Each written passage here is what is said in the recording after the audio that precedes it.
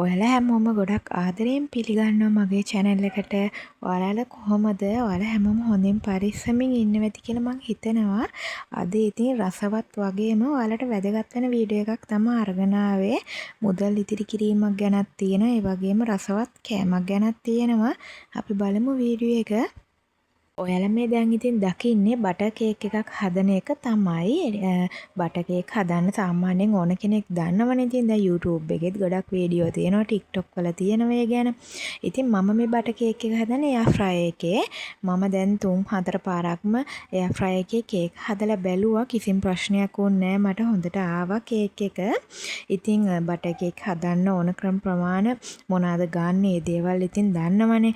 මම මේ ග්‍රෑම් 100 තමයි හැම එකෙන්ම ගත්තේ. චූටි බටර් කේක් එකක් හදන්න බටර් ග්‍රෑම් 100යි, පාන් පිටි ග්‍රෑම් 100යි, සීනි ග්‍රෑම් 100යි, බිත්තර 2යි, බේකින් පවුඩර් තේ හැන්දකුයි, වැනිලයි තමයි. ඒ ටික දාලා තමයි මම මේ හැදුවේ. ග්‍රෑම් 100ෙන් මට ග්‍රෑම් 200 ඒ කියන්නේ කේක් එක හදලා පුච්චලා ඉවරුණාට පස්සේ ඉතින් ග්‍රෑම් 200ට වැඩියෙන් ආවා. ඒ කියන්නේ ග්‍රෑම් 100ක බඩු වලින් හැදුවට කේක් එකේ බර ග්‍රෑම් 200කට වැඩිය තිබ්බා. කේක් එක ඉතින් හොඳට මම ඔයාලට අන්තිමට ෆොටෝ දාන්නම්. කේක් එකේ දාලා තියෙනවා වීඩියෝ එකේ. ඔයාලා බලන්නකෝ. බටර් කේක් හදන්න ඉතින් ගොඩක් අය දන්නවා. ඉතින් ඒ වුණත් බලන්න දන්න සහ නොදන්න හැමෝටම බලන්න තමයි මම දැන් මේ ඉතින් දැන් තියෙන්නේ පාන් පිටි එක හලාගෙන ඉවර වෙලා ඒකට බේකින් පවුඩර් එකතු කරන එක. බේකින් පවුඩර් ඔය චූටි හැන්දෙන් එකක් තමයි මම එකතු කරේ. පාන් පිටි ටික හලාගත්තා. ඒක හලාගෙන පාන් පිටි ටික මේ තියෙන්නේ හදන බෝල් එක තමයි මම මේ හෑන්ඩ් බීට් එකෙන් තමයි බටර් කේක් එක හදන්නේ. ඔය බ්‍රෂ් එක තියෙනවා බටර් ටික එහෙම ගා ගන්න. හෑන්ඩ් බීට් එකෙන් තමයි බටර් කේක් එක මම හදන්නේ.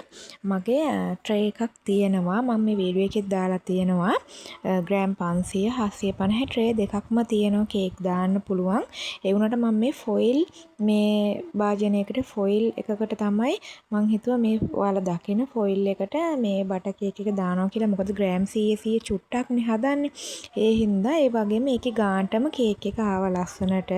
ඔය දැන් දකින්නේ ඒකට බටර් ටික ගා ගන්න එක තමයි. බටර් ටික ගාගෙන ඒක තියලා ඊට පස්සේ කේක් එක හදනවා. ඔය ෆොයිල් එකේ ගානටම කේක් එක ආවා. මේ ඔයාලා දකින ට්‍රේ එක ග්‍රෑම් 750 ට්‍රේ එකක්. ඒකට 750 කේක් එකක් හදන්න පුළුවන් ඒකෙන්. කේක් බැටර් එක නම් මම ඉතින් ඔයාලට අරගෙන ආවේ නෑ. කේක් එක හදලා ඉවරුනාම මේ තියෙන ඉතින් කේක් එක ආපු විදිය තමයි. ඒ ෆොයිල් කප් එකේ සයිස් එකටම කේක් එක ආව. ඊට පෙනුමට ඉතින් කේක් එක තිබුණා. දැන් මේ තියෙන ඊළඟට ඔයාලට අරගෙන ආපු මම සේවින් චැලෙන්ජ් එක. ඒ කියන්නේ සල්ලි එකතු කරන ක්‍රමයක් තමයි. මේ ක්‍රමයේ සමහර අය දන්නව වෙන්න පුළුවන්. දන්න හැමෝටම තමයි අරගෙන ආවේ. ඔයාලට දැන් මේ පේනවා ඇති. මේකේ තියෙන්නේ 20 ගුණාකාර විදියට තමයි එකතු කරන්න. ඒ කියන්නේ දවස් 50ක් එකතු කරපුවම ඔයාලට 25500ක මුදලක් එකතු කරගන්න පුළුවන් දවස් 50කින්. ඔයාලට පේනවා ඇති මම මේකට අරන් තියෙන බොක්ස් එක මේ ලික්විඩ් දාන්න ගෙනාපු සබන් බොක්ස් එකකට තමයි මම මේ මනි චැලෙන්ජ් එක කරන්න හිතුවේ. ඒක කවර් කරෙත් මුකුත් කරේ නැහැ. chart එක විතරක් ඒකට අලවගෙන chart එක ලියාගෙන නිකන් රෝල් කොලයක ඒක අලවගෙන ඊට පස්සේ මේ ගත්තා නිකන් ඒකේ කට සල්ලි දාන්න පුළුවන් වුණ විදියට කපාගෙන. ඔයාලට පේනවා ඇති මේකේ 20 තමයි මුලින්ම තියෙන. අන්තිමට තියෙන 1000. කියන්නේ ඔයාලා දවස් 50 අවසාන දවසේදී 1000 තමයි ලොකුම මුදල.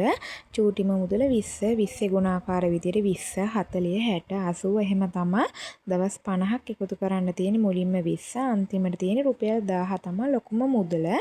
ඉතින් කැට තියෙනවා මගේ. කැට ගන්න නැතුව මං හිතුවා මේ වගේ බොක්ස් එකකට එකතු කරනවා කියලා. ඉතින් ඔයාලා try කරලා බලන්න. දවස් 50කින් ඔයාලට 25500ක මුදලක් එකතු කරගන්න පුළුවන්. ඔයාලා try කරලා බලන්න. මම මුදල් ඉතිරි කිරීම ගැන ගොඩක් වීඩියෝස් මගේ channel එකේ දාලා තියෙනවා. ඒ වීඩියෝස් උත් ඔයාලා ගිහිල්ලා බලන්න. ඉතින් ඔහොම තමයි අද වීඩියෝ එක. එහෙනම් ඉතින් මම අදින් වීඩියෝ එක ඉවර කරනවා. ආය අලුත් වීඩියෝ එකක් අරගෙන එනකන් ඔයාලා හැමෝම පරිස්සමින් ඉන්න.